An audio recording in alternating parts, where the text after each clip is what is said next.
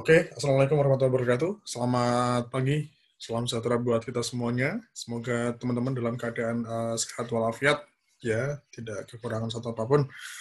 Oke, tetap semangat buat teman-teman, ya, tetap berproses buat teman-teman, ya, di masa yang seperti sekarang ini, ya, kita terus menjaga diri, ya, menjaga protokol kesehatan, ya, kemanapun teman-teman pergi keluar rumah, ya usahakan selalu menggunakan masker, ya. Jangan lupa cuci tangan ketika pulang kembali ke rumah, ya, dan selalu menjaga diri dengan makanan-makanan bergizi, ya, minum vitamin, teman-teman jangan lupa, ya. Terus perbanyak makan sayur, makan buah, ya, itu menjadi salah satu makanan untuk bisa meningkatkan imunitas tubuh kita. Ya, semoga dalam keadaan sehat ya sampai nanti akhirnya tiba untuk giliran kita mendapatkan vaksin ya.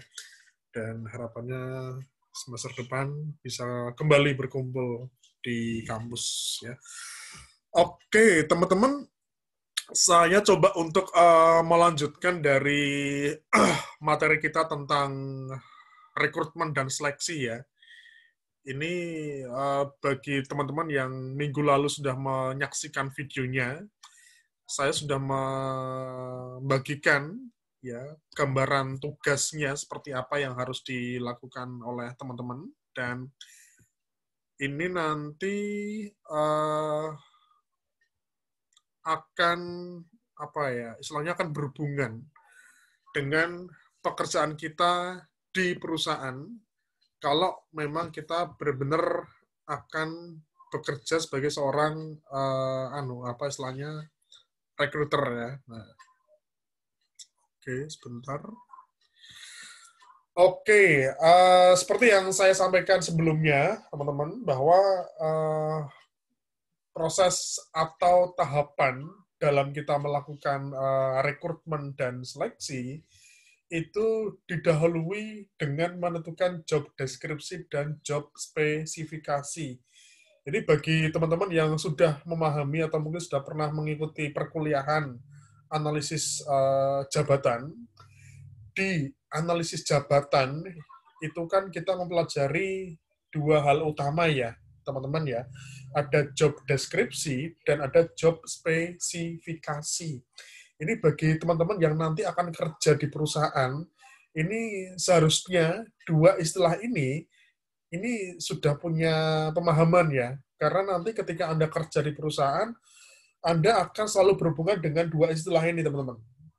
Jadi, coba dipelajari kembali, coba dicermati kembali. Kalau ada beberapa yang belum pernah mengambil atau belum pernah mempelajari analisis jabatan, bisa coba dipelajari kembali ya. Nah, jadi kalau misalnya teman-teman mau melakukan kegiatan rekrutmen karyawan atau perekrutan karyawan, seperti yang saya sampaikan sebelumnya, bahwa kalau teman-teman nanti kerjanya fokus di HRD, bagian rekrutmen, tugasnya teman-teman itu akan mencari karyawan sesuai dengan kebutuhan perusahaan. Nah, tiap bulan itu biasanya perusahaan nanti katakanlah dari manajer Anda ya, dari manajer HRD itu nanti akan memberikan tugas ke Anda terkait dengan jumlah karyawan yang harus Anda cari. Dan target kerjanya biasanya 1 bulan, teman-teman. Kalau misalnya Anda kerja di bagian rekrutmen seleksi, itu biasanya target kerjanya 1 bulan. Cuma ada beberapa kondisi teman-teman harus segera mencari orang untuk dipekerjakan di posisi yang kosong tadi, karena sangat urgent, sangat penting. Kalau misalnya nggak segera diisi, nggak segera dicarikan orangnya, itu kemungkinan akan mengganggu operasional kegiatan di perusahaan tersebut atau di unit tersebut. Misalnya gini ya, kayak di hotel misalnya, di hotel kan ada resepsionis, tahu ya, resepsionis ya. Di hotel tersebut itu standarnya jumlah resepsionis itu ada 4. Misalnya hotel A, ya hotel A itu sebenarnya standarnya jumlah resepsionis itu ada 4. Nah ternyata ada satu resepsionis yang tiba-tiba mengundurkan diri karena mungkin alasan keluarga dan sebagainya. Sehingga cuma ada 3 saja yang tersisa di bagian resepsionis. Nah, ada kondisi-kondisi tertentu ketika resepsionis hanya 3, ini membuat si resepsionis yang masih kerja di situ itu agak keteteran. Karena mungkin jumlah tamu yang banyak, kemudian jumlah pekerjaan atau beban kerja yang memang ditangani cukup banyak, sehingga membuat 3 orang tadi itu sangat keteteran. Sehingga mau tidak mau harus segera cepat untuk bisa menambah pegawai untuk dipekerjakan di bagian resepsionis. Nah, ada beberapa kondisi tertentu, teman-teman.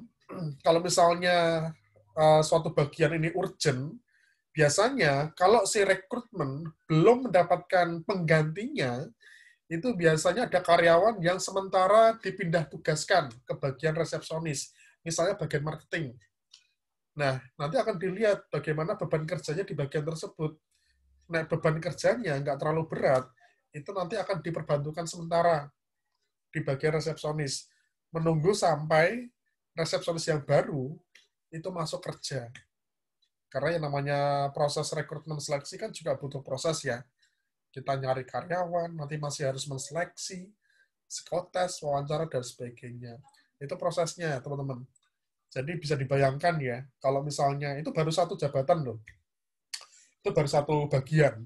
Nah, misalnya besok Anda kerja, dilalah dalam waktu 1 bulan, Anda mendapatkan PR dari manajer Anda, harus mencari karyawan sebanyak 15 orang di beberapa posisi, di beberapa unit.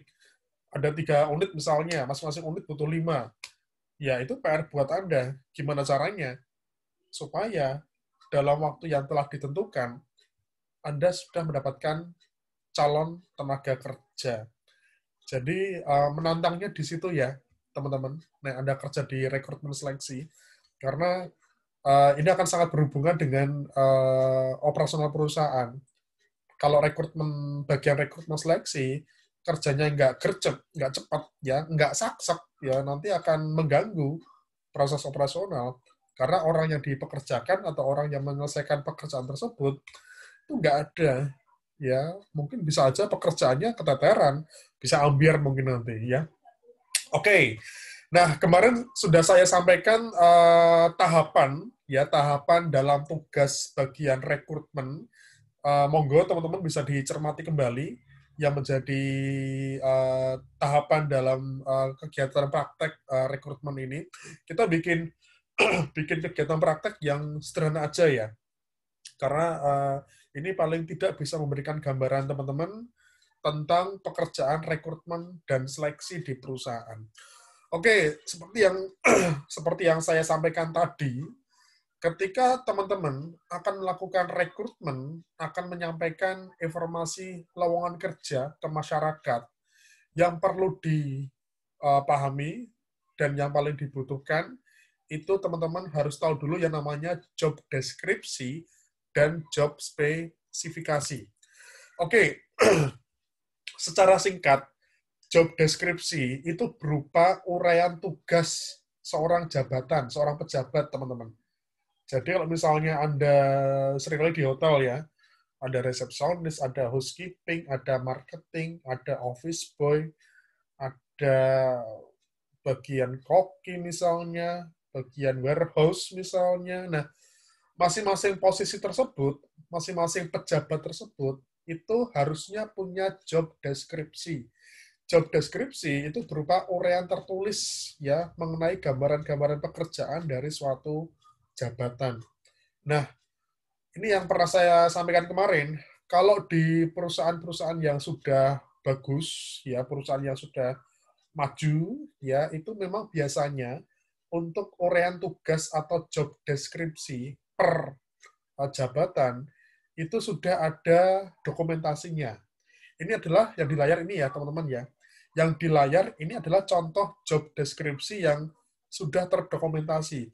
Nah biasanya ketika job desk ini sudah disahkan oleh si manajer misalnya, artinya job desk tersebut sudah bisa menjadi pegangan teman-teman dalam melakukan pengolahan SDM. Karena kita tahu bahwa job desk sama job spesifikasi itu gunanya nggak cuma untuk rekrutmen seleksi, teman-teman. Nanti di setiap beberapa pekerjaan HRD, untuk pelatihan, nanti mungkin menentukan gaji dan sebagainya, atau evaluasi kinerja, tetap butuh yang namanya job deskripsi sama job spesifikasi. Karena job deskripsi ini menjadi standar, menjadi pedoman, ya mungkin kayak kitab, ya kitab susunya pekerja itu ya. Nah, dan ini per jabatan ya, teman-teman ya. Ini contoh aja, ini yang di layar, ini jabatan project manager. Ini biasanya ada di pertambangan ya, atau mungkin di perusahaan konstruksi. Ini baru satu jabatan, teman-teman.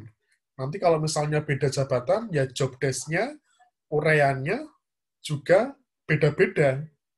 Jadi kalau misalnya di suatu perusahaan ada katakanlah 50 jabatan, ya berarti 50 job deskripsi. Nah, ini yang fungsi dan tanggung jawab, ya, ini job desk-nya. Kemudian yang di bawahnya ini ada kualifikasi dan kompetensi. Teman-teman lihat ya, paling bawah. Nah, paling bawah ini yang disebut dengan job spesifikasi.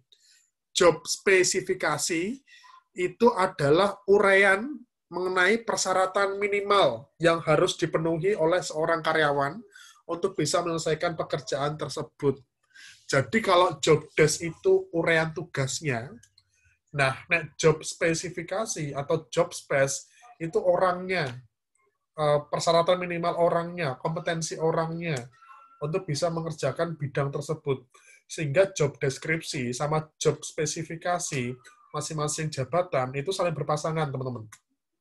Jadi kalau misalnya kita bikin job spesifikasi, yang mengikuti dari job deskripsinya. Nah, seperti yang saya sampaikan tadi, kalau perusahaannya sudah bagus ya, artinya sudah berkembang cukup baik ya, ini job desk dan job spesifikasi untuk masing-masing jabatan itu biasanya sudah terdokumentasi, biasanya sudah dipasang ya di dokumen ya, atau mungkin sudah dijilid ya, diletakkan di lemari. Nah, kalau misalnya perusahaannya masih menengah ke bawah, artinya perusahaannya masih coba untuk baru mau berkembang ya, istilahnya perusahaan-perusahaan kecil.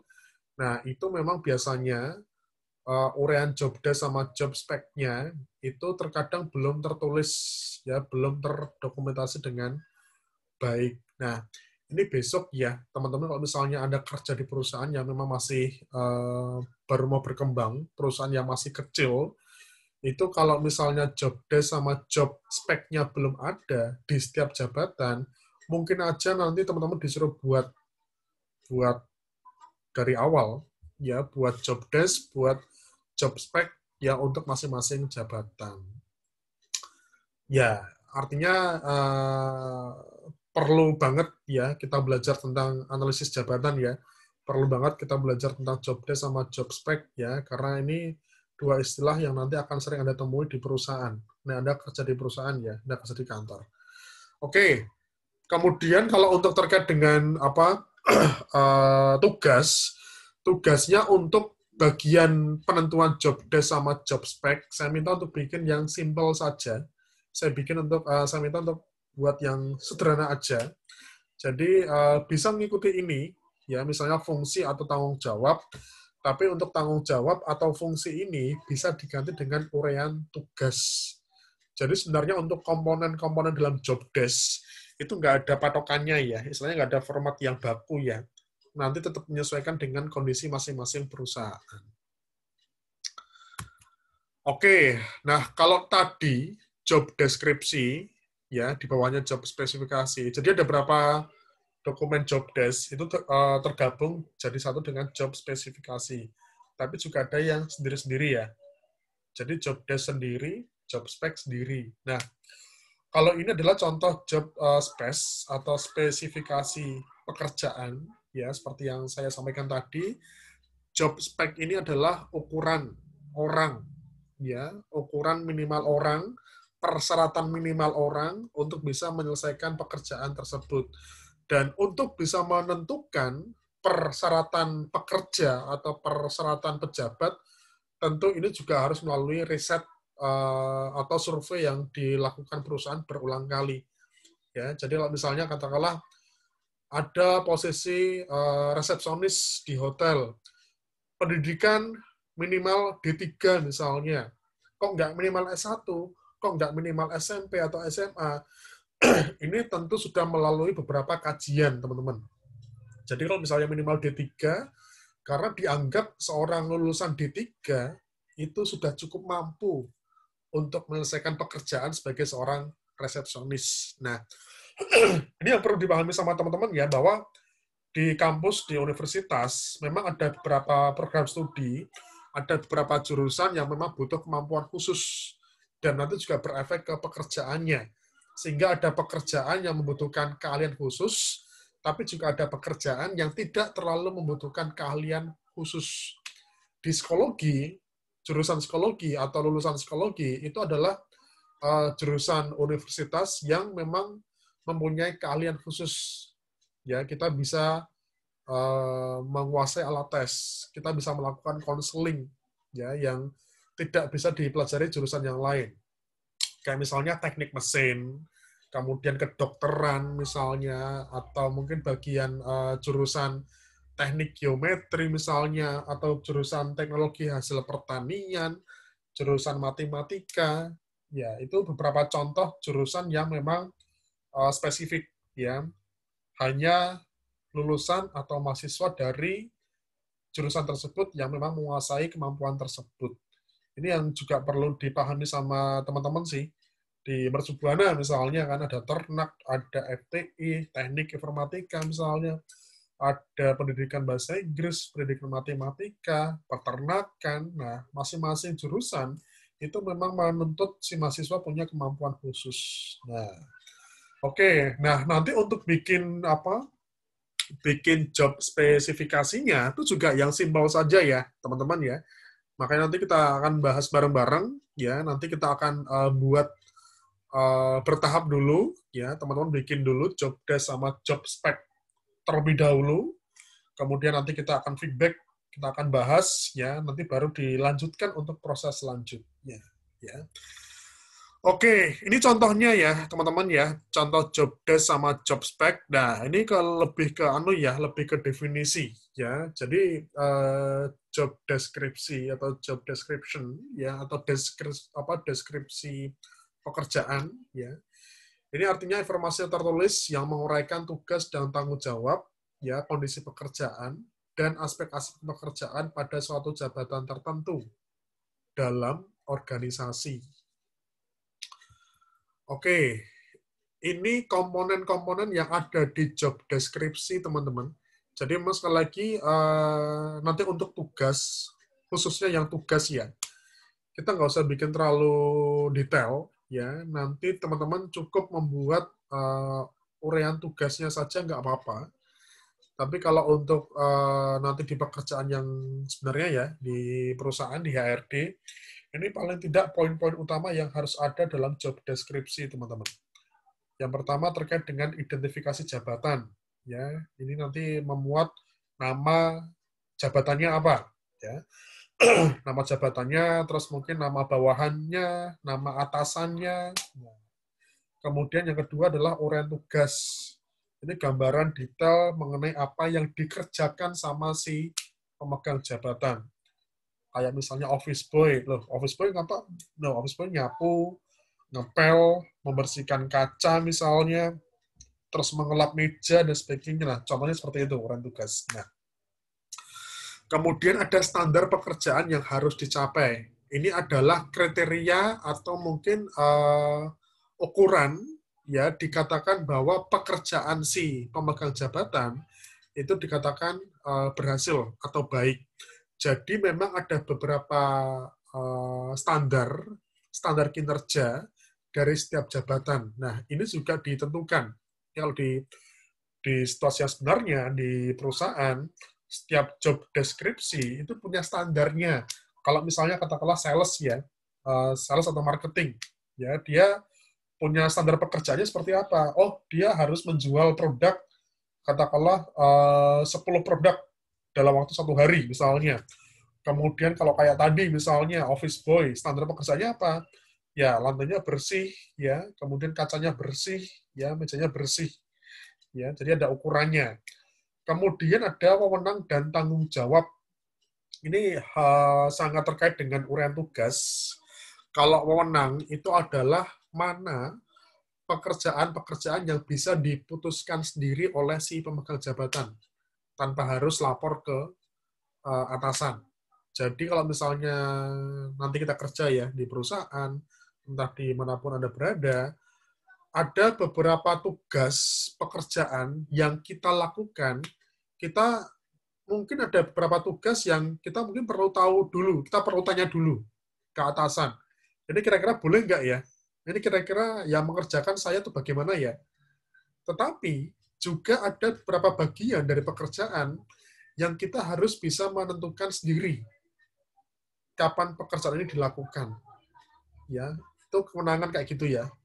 Jadi ada pekerjaan yang mungkin kita harus nunggu dulu instruksi dari atasan, tapi juga ada beberapa pekerjaan yang kita bisa langsung mengerjakan tanpa harus menunggu instruksi. Nah, kemudian ada hubungan kerja internal atau eksternal. Nah, ini biasanya terkait dengan koordinasi kerja kita.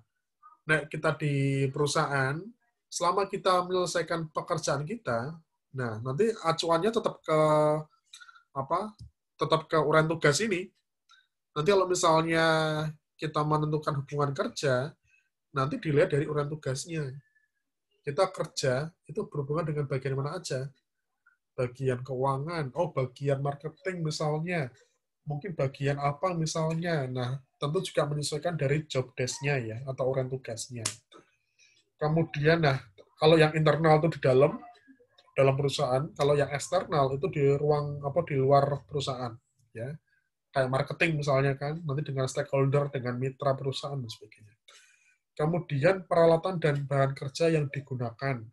Selama kita kerja, kita pakai alat apa aja?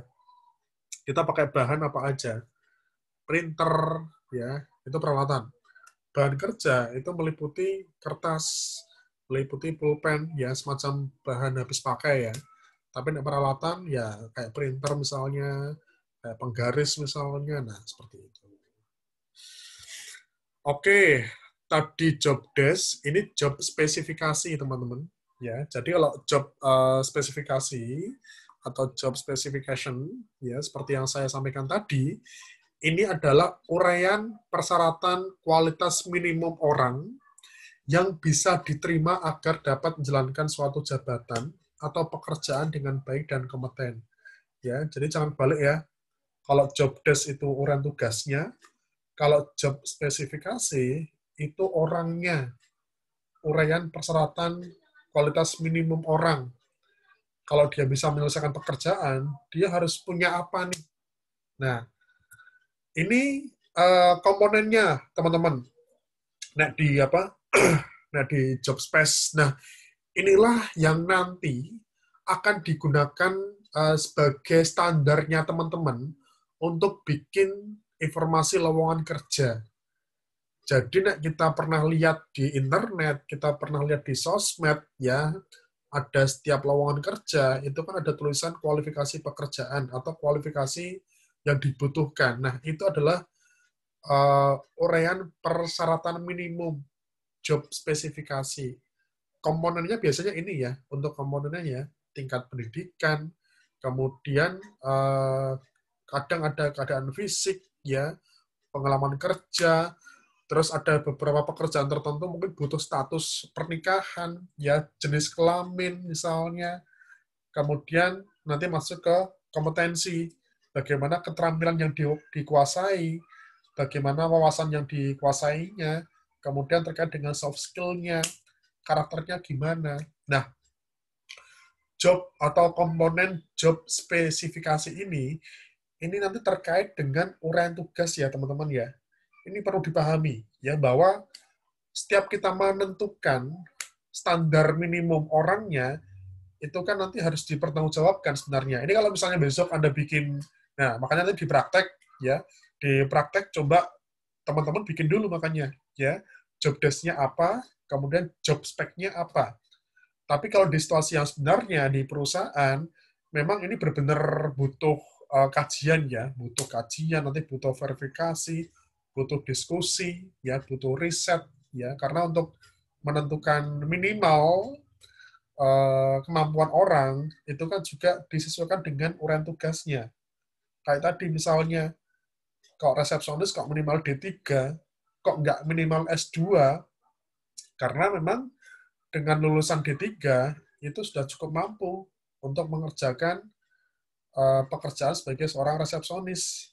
Nah, selain uraian tugas, apa sih sebenarnya yang bisa menyesuaikan dari spesifikasi pekerjaan? Macam-macam.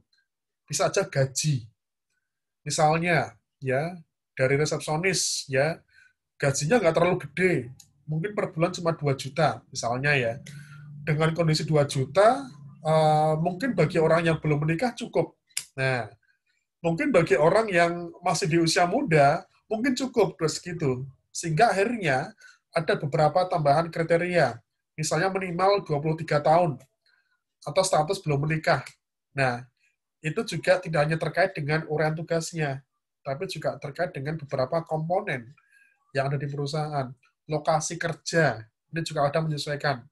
Nah, misalnya Anda pernah lihat ya, kualifikasi ya, status belum menikah, umur maksimal 25. Kenapa? Karena harus siap ditempatkan di seluruh Indonesia. Ada ya, beberapa perusahaan yang punya cabang di seluruh Indonesia.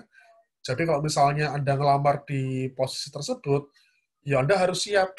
Kalau misalnya harus ditempatkan di Pulau Halmahera sana, di Ambon misalnya. Nah, itu konsekuensi. Nah, makanya kadang ada beberapa ketentuan untuk bisa memudahkan dalam mencari tenaga kerja. Wes, nyari yang belum menikah aja lah. Nah, belum menikah kan masih belum punya tanggungan ya. Masih jomblo ya, masih belum punya pasangan kok. Keluar kota nggak masalah, keluar pulau nggak masalah. Ah, cari yang belum menikah, dia kalau misalnya belum menikah, tanggungannya belum banyak, sehingga gaji segini cukup. Nah, itu juga menjadi pertimbangan, teman-teman. Ya, seperti itu. Oke, itu gambarannya. Ya, jadi bisa dibuat dulu, teman-teman. Ya, nanti kita akan bahas ya minggu depan. Nanti bisa dituliskan atau bisa di chat di grup ya per kelompok. Ini singkat aja ya. Jadi bikinnya nggak usah terlalu detail, nggak usah terlalu ribet. Kita masih sama-sama proses belajar. Nah, kemudian di mana bisa nyari info job desk sama job spesifikasi. Nah, jadi kalau di situasi yang sebenarnya ya di perusahaan, kadang kalau misalnya Anda kerja di perusahaan yang job desk sama job spec-nya belum ada, belum terdokumentasi, itu kan Anda dapat PR nih, harus bikin standarnya, harus bikin pedomannya. Nah, ini bisa dilakukan dengan beberapa cara. Yang pertama, kita bisa melakukan wawancara atau observasi terhadap orang yang mengerjakan pekerjaan tersebut. Jadi misalnya, Anda diminta untuk bikin pedoman job desk resepsionis. Di hotel tersebut belum ada ternyata pedomannya. Nah, Anda bisa melakukan dengan melakukan wawancara atau observasi terhadap si resepsionis yang lagi kerja. Dilihat, ya, diwawancara. Mbak, kamu kerjanya ngapain aja tahu setiap hari? Nah, dicatat, dievaluasi. Nanti akan disampaikan ke atasan. Ya. Terus bisa juga dilihat pakai kuesioner. Nah, terlalu banyak karyawannya agak kesulitan untuk ketemu langsung misalnya. Nah, kemudian di samping itu bisa melihat dari buku harian. Ya, ada berapa pekerjaan, ada berapa jabatan itu perlu menuliskan laporan kerja biasanya. Nah, kemudian kalau yang paling gampang ya browsing ya lewat internet.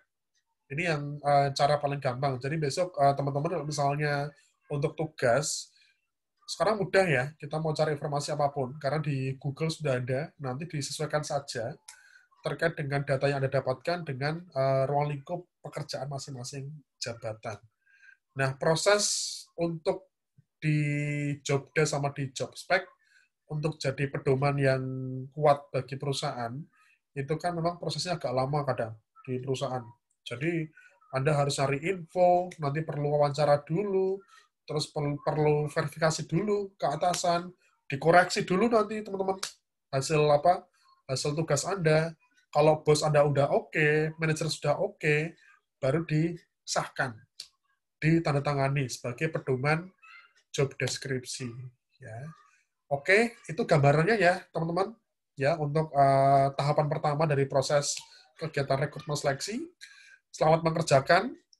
Ini bagi teman-teman yang sudah bekerja, ini semoga bisa menjadi tambahan wawasan ya untuk kedepannya. Ya, gitu aja ya yang bisa saya sampaikan. Matur nuwun ya teman-teman. Terima kasih. Sehat selalu. Wassalamualaikum warahmatullahi wabarakatuh.